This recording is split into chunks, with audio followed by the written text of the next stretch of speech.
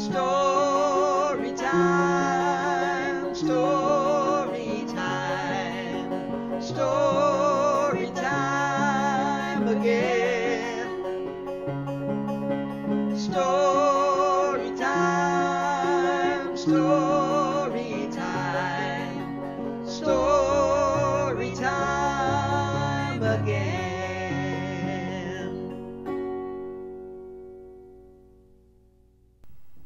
Hi, welcome to San Bruno Library Presents Once Upon a Time. I'm so glad you've joined us today. We're going to read some stories today about pirates. So let's get started. We're glad you're here today. We're glad you're here today. Hi ho the merry-o. We're glad you're here today. Very good. Okay, our first story today is this one, Henry and the Buccaneer Bunnies by Carolyn Creamy, illustrated by John Manders.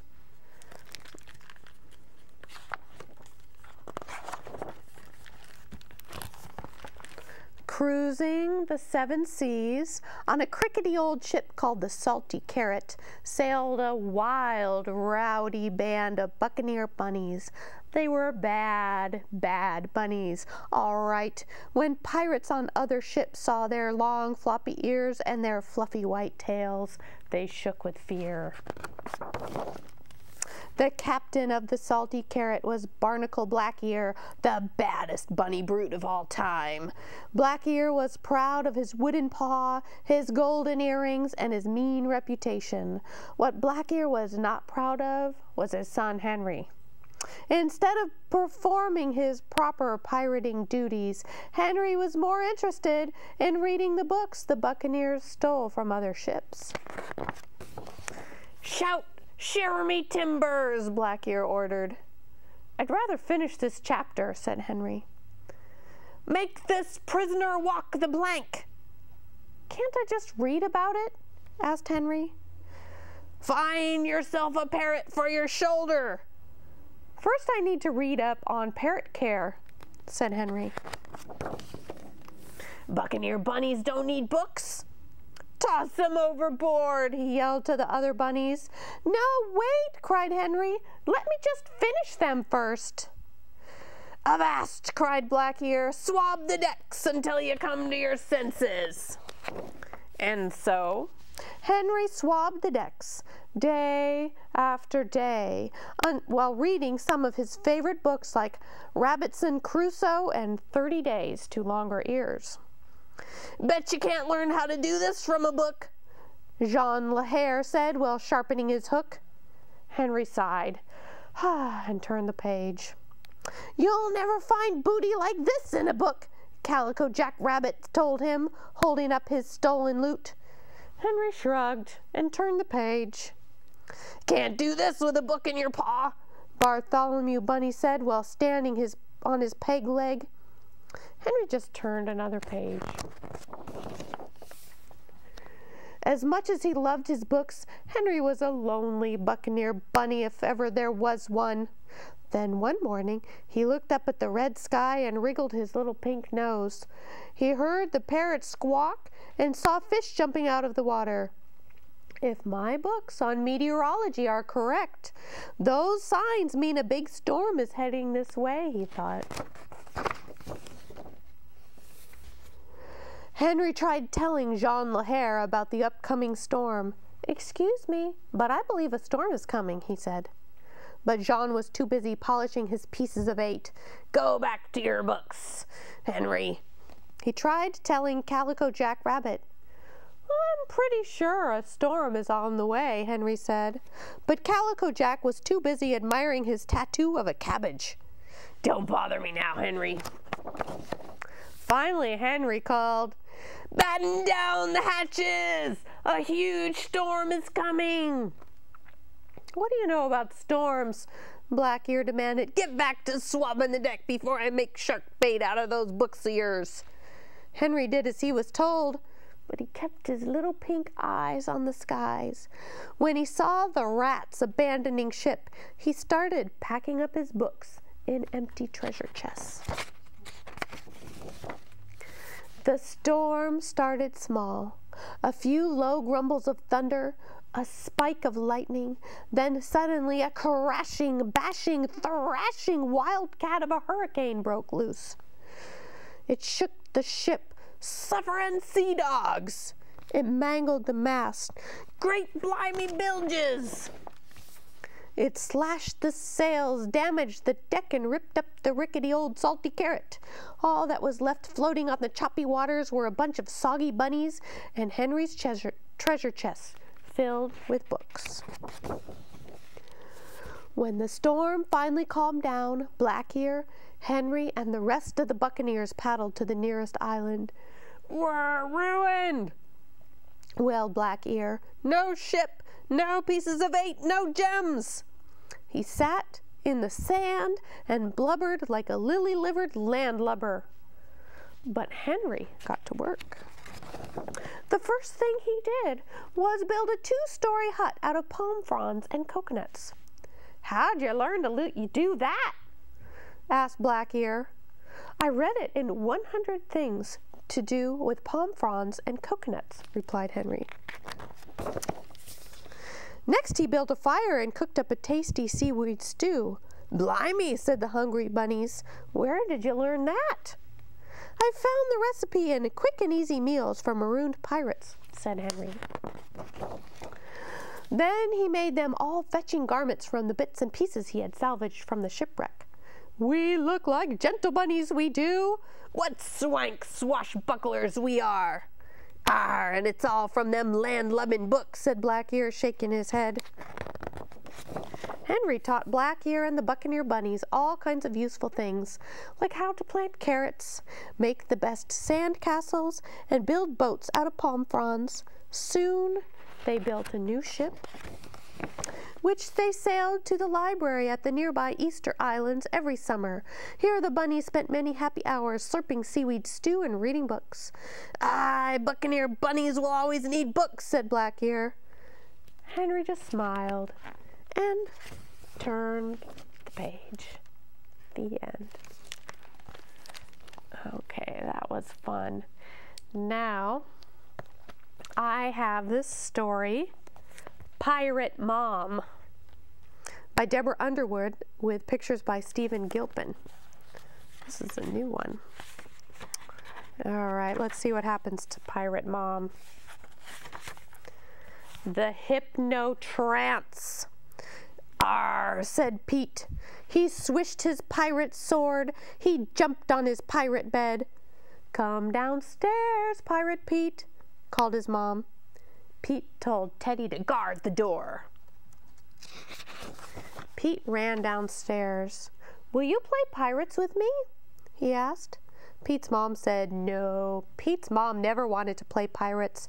She did not like pirates. She said pirates were not polite. But she had a nice surprise. "Wow," Pete said. "Tickets to see the amazing Marco today." All right. Pete and his mom went to the show. The lights dimmed, the crowd got quiet. "Ladies and gentlemen, the amazing Marco," boomed a voice from behind them. The amazing Marco pulled a rabbit out of his hat. "Ooh," said the crowd. The amazing Marco cut Zelda, his helper, in half. "Ah," said the crowd.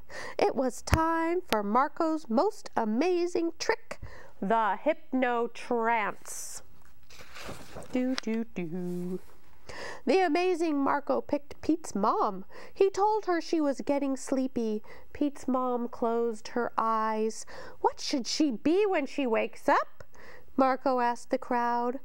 "A pirate," Pete called. The amazing Marco turned to Pete's mom. "When I clap my hands, you will be a pirate," he said. He clapped his hands. Pete's mom opened her eyes. "Arr," she said. "I am a salty old pirate. Gimme your loot." Everyone cheered. Hooray! Suddenly Zelda ran on stage. "Your wife is having a baby," Zelda told the amazing Marco. "She's having the baby right now." "Yikes!" cried Marco. "The show is over, folks. He ran off the stage. "Wait!" Pete called. "My mom is still a pirate." "Oh, that wears off most of the time," said Zelda. "Most of the time?" cried Pete, but Zelda was gone. Pirate problems. Pete and Pirate Mom walked home. It was not easy. Pirate Mom tried to fight with Mrs. Reed. She called Mr. Collins a bilge rat. She stole underwear from Mrs. Bert's clothesline. Pete was glad to get Pirate Mom inside. Pirate Mom fell asleep on the couch. Pete hoped the pirate spell would wear off. He went out to play. An hour later he came home. "Yikes!" he cried. A pirate flag flew over his house. Pirate Mom stood in the yard. She wore an eye patch and a pirate headscarf. Pete's parrot sat on her shoulder. Pirate Mom swished a wooden spoon at the mailman. "Arr!" said Pirate Mom. "Arr!" said the parrot. "Ah!" said Pete. Pete dragged Pirate Mom inside. Now Pete was really worried. His mom had a job. She couldn't go to work with an eye patch and a pirate scarf. She couldn't go to work with a parrot on her shoulder. "We need to find the amazing Marco," said Pete. Ding dong! The doorbell rang. Pete told Pirate Mom to wait in the kitchen. "You scurvy lad, I will not," said Pirate Mom. Ding dong, ding dong. Pete thought fast. "There is loot in the kitchen." "Shiver me timbers, why didn't you say so?" Pirate Mom ran out of the room. Pete peeked out the door. A bunch of people pushed past him. They had come for a PTA meeting. There was a crash in the kitchen. "What was that?" asked a man. Pirate Mom burst through the door. She waved a frying pan in the air. "Yo ho ho," she said, "give me your loot." "Oh my," said the people. Pete thought fast again. "Mom thinks you should have a costume party," Pete said. "It's a good way to raise money for our school." "What a wonderful idea," said one of the men. "All in favor say aye." "Aye," said the people. "Aye," said the parrot. "Arr," said Pirate Mom. Pete had to find the amazing Marco. Marco's wife had just had a baby, so Pete took Pirate Mom to the hospital. He asked a nurse where the amazing Marco was. "No pirates," said the nurse. "Wait here," Pete told Pirate Mom. The amazing Marco was with his new son, the fabulous Harold. "Come quick," Pete said. "My mom is still a pirate." They went to find Pirate Mom. The nurse was hiding under his desk. Pirate Mom was gone. Pete and Marco heard a voice down the hall. "Hand over the loot." Pirate Mom was talking to two men. "Draw your swords, you yellow-bellied bandits," said Pirate Mom. "We are not bandits. We are doctors," they said. Pete turned to the amazing Marco. "I like pirates," Pete said, "but it is hard having a pirate for a mom." "Oh dear," said Marco, "I am very sorry." Marco snuck up on Pirate Mom. He told her she was getting sleepy.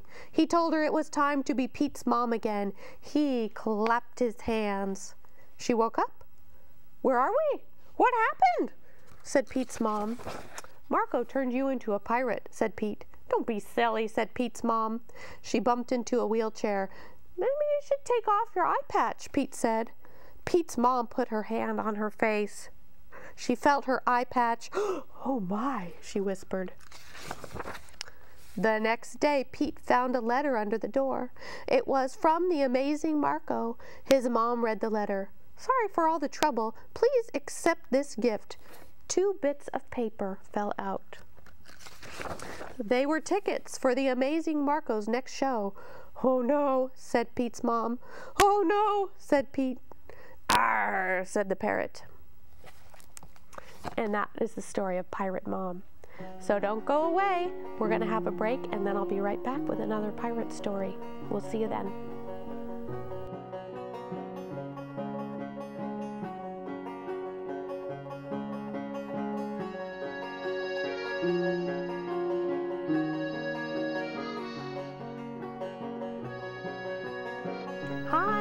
So glad you came back. Here we are. We're going to read another pirate book, but first I'm going to teach you a rhyme about the ocean. It goes like this. Here is the boat. So make your boat with your hands. Here's the boat. Here is the sea. Here are the waves, and here is me. And then you have your little fishes. All of the fishes down below wiggle their tails and away they go. Just like that. Okay, let's see what our next pirate book is. Aha! How I Became a Pirate. This is by Melinda Long with pictures by David Shannon. All right. Pirates have green teeth, when they have any teeth at all. I know about pirates because one day when I was at the beach building a sandcastle and minding my own business, a pirate ship sailed into view. I knew what it was because the flag had a skull and crossbones on it, and because I could hear the pirates singing, "Hey ho, blow the man down." They were a little off key. I tried to tell Dad, but he was busy setting up the beach umbrella.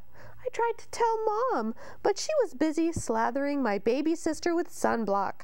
So I went back to my sandcastle, but I kept an eye on those pirates. By then, they were rowing to shore. When they landed, the head pirate climbed out of the boat and yelled, "Ahoy there, matey! Be this the Spanish Main?" "No," I said. "This is North Beach." "Shiver me timbers," the pirate said. "We must have taken a wrong turn in Bora Bora." He walked around my sandcastle. He looked at the moat, then yelled back to his crew, "He's a digger, he is, and a good one to boot." "A good one to boot," the others agreed. "What be your name, matey?" the head pirate asked. "Jeremy Jacob, sir," I told him. "Well, Jeremy Jacob," he said, "you're looking at Braid Beard and his crew. We been needin' a digger like yourself. We've a chest of treasure to bury." "Aye, treasure!" the others shouted. "You're coming with us," Braid Beard told me. I didn't think Mom and Dad would mind, as long as I got back in time for soccer practice the next day. And that's how I became a pirate. As soon as we were on board, Braid Beard showed me a chest of gold and jewels. "Gotta find a safe place for this here treasure. It's high time we were off," he announced. "We're off!" we all shouted, and then we set sail. There was plenty to do on board. The pirates taught me to sing sea chanties, the louder the better, and to say real pirate stuff like landlubber and scurvy dog. By dinner time, I could speak pirate perfectly. I also learned pirate manners. Braid Beard pounded his fist on the table and yelled, "Down the hatch, me laddies! Down the hatch!" we all shouted. Braid Beard gulped his food and said, "Hand over the meat!" "The meat!" we all roared. Nobody told us to finish our spinach. There wasn't any. Or to chew up our carrots. They weren't allowed on board. We talked with our mouths full and nobody said please or thank you. After dinner, I tried to teach the pirates to play soccer. Braid Beard kicked the ball and yelled, "Arr, soccer!" "Arr, soccer!" the crew yelled. Then everybody drove for the ball at once, and it rolled right off the deck. "After it, me hearties!" Braid Beard commanded. "After it?" we whispered.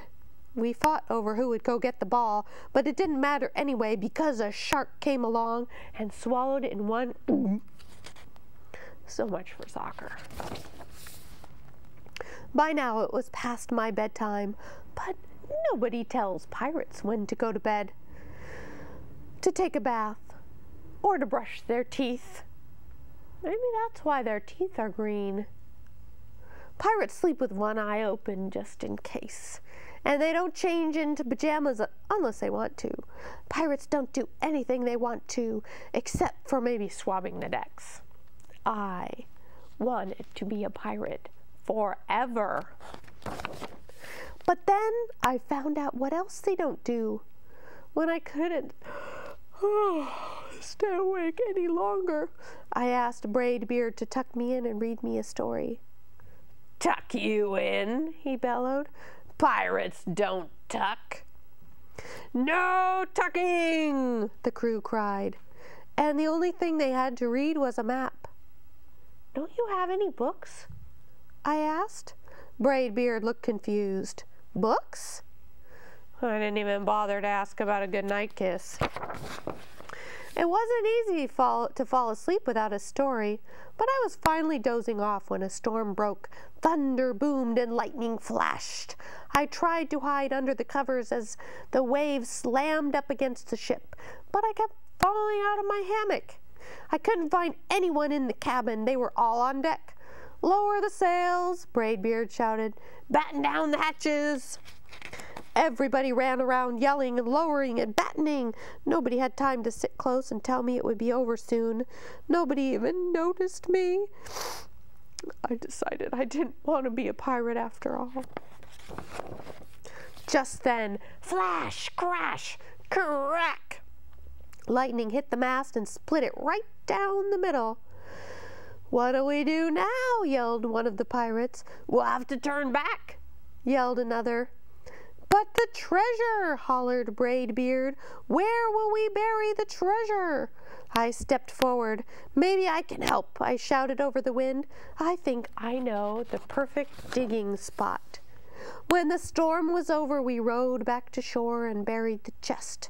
We drew a map so we could find the treasure again. "But I don't think I'll need it," it says. Jeremy Jacobs' backyard. After that, the pirates repaired the ship and got ready to set sail. Before they left, Braidbeard handed me a flag and said, "You make a fine pirate, Jeremy Jacob. Guard that treasure well. We'll be back to get it soon enough." "Soon enough," the crew repeated. "And if you ever need it," Braidbeard added, "just run the Jolly Roger up yonder pole." "Yonder pole," the others shouted. And maybe I will, but not today. I have soccer practice. He's on the Pirates. So that is the story of how I became a pirate. And I have one more book to share with you. It's called Edward and the Pirates by David McPhail. Let's see what this one is about. Once Edward learned to read, there was no stopping him. Cereal boxes at the breakfast table, and catalogs that arrived on the coldest day of winter, the inscription on the monument in the town square, and books, all kinds of books. Edward especially liked stories of adventure. When he read about Admiral Peary racing by dog sled to the North Pole, Edward was right alongside, comforting the brave dogs and urging them on. When he read that the bold outlaw Robin Hood was surrounded by the evil sheriff of Nottingham's men, it was Edward who came to the rescue.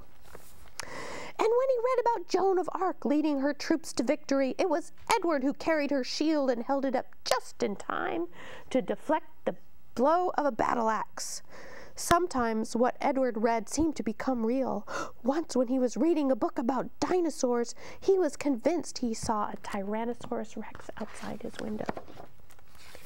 Next to home, the library was Edward's favorite place. He had his own library card and could borrow all the books he could carry. One day, Edward found a book lying on a shelf behind some other books. The book was old and covered with dust. Edward blew away the dust and read the title, Lost Pirate Treasure. He sat down and began to read. Some pirate treasure has never been found. Edward was still reading when he felt someone tap him on the shoulder. It was Mrs. Torres, the librarian. "Time to go, Edward," she said. "The library will be closing soon." Edward checked out the book and walked home, arriving just in time for supper. That night, Edward went to bed early, taking his book with him. When the pirate ship was being tossed about on stormy seas, it was Edward who bravely took the helm. Sometime in the night, Edward felt his bed being bumped. Edward sat up and looked around and saw he was surrounded by pirates. "What are you pirates doing in my room?" he demanded. "We've come for that book," answered the pirate, who seemed to be the leader. "We think it tells where our treasure is buried." "I can't give it to you," Edward said. "It's checked out on my library card. You'll have to wait till I return it." The pirates begged, but Edward wouldn't change his mind. They pleaded, but Edward folded his arms around the book and shook his head no. They even promised him a share of treasure, but that wouldn't work either. "You'll have to walk the plank," threatened the pirates, but Edward stood firm. Finally, one of the pirates drew his sword and waved it over Edward's head. "Hand it over," he roared. But Edward wouldn't budge. "Better be quiet," he warned the pirates, "or you'll wake my mom and dad."